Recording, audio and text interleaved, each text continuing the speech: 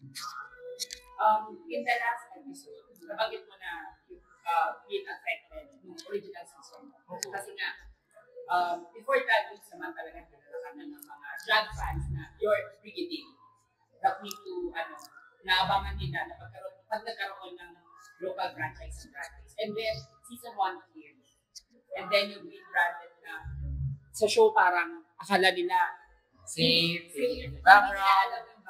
Hindi nila alam kung gano'ng kagaling si Trinity, even before the season 1. Paano mo nalagpasan yung gano'ng perception sa ng tao, and then yung pinagdaanan mo mismo na nalungkot ka at na-depress ka with that person? Alam mo, hindi lang siya, hindi linear yung experience eh. Parang, there was a time after graduation, parang, learning is a new winning. I'm excited to show the world who I really am as an artist or as a queen. And then after that, gusto kong bumalik sa mga drag shows. Parang hindi ako welcome.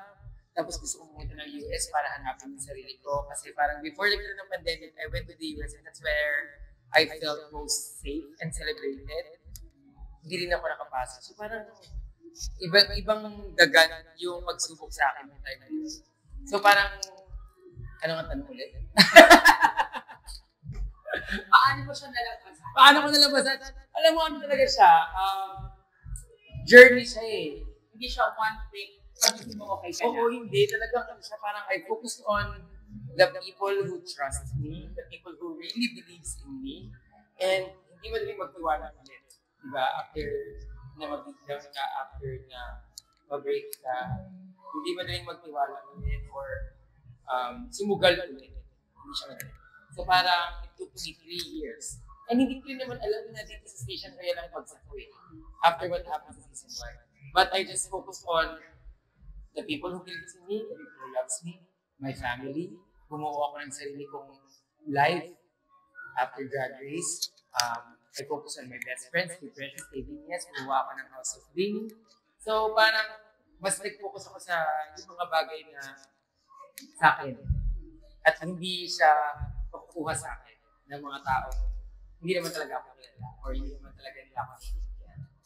If there's one person, specific person, or one specific experience na nag-solidify ng experience mo and ng decision mo to redeem yourself at bumangon ulit and to be back again, ano yun? O sino yun?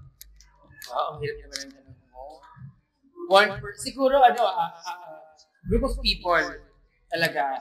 It's the House of Bling, it's the Team Brigade Guard, it's yung mga fans ko na parang top 6 lang ako. Okay, hindi natin ako tinalang yun kasi hindi madaling makapasok ng Drag Race Philippines. Pero dun sa nangyari sa akin, wala akong blue badge. I didn't have enough praise or recognition sa show noong time na yun. But still, minahal ako ng mga darlings na hindi ko alam kung saan nila nakukuha yung nakasaloob na iparamdam sa akin, ipakita sa akin. Parang you are the star that we love.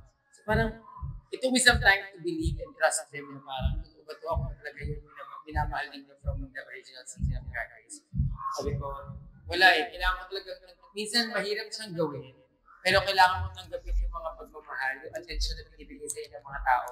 Parang totoong, maramdaman mo siya, para maging fact siya, maging ikaw mismo, ma-realize mo na totoo siya. Itong mga to talaga yung nag-stick sa akin for 3 years. Alam mo nilang aabot ako ng Station Real, alam mo nilang mag-all-stars or international season ako, hindi. They just love me for who I am. And I think this journey, kasama sila dito sa pinaglalaban ko. Kasama sila dito sa lakas ko na pumasok ng season. This is not just for myself, or to redeem myself. This is for the people who really believe in me. And ito yung patunay na parang, we're back in the competition. Ito na yung brigading na hinahanap nila sa mula season 1. And dapat nilang abangan, dapat nilang patuloy na support.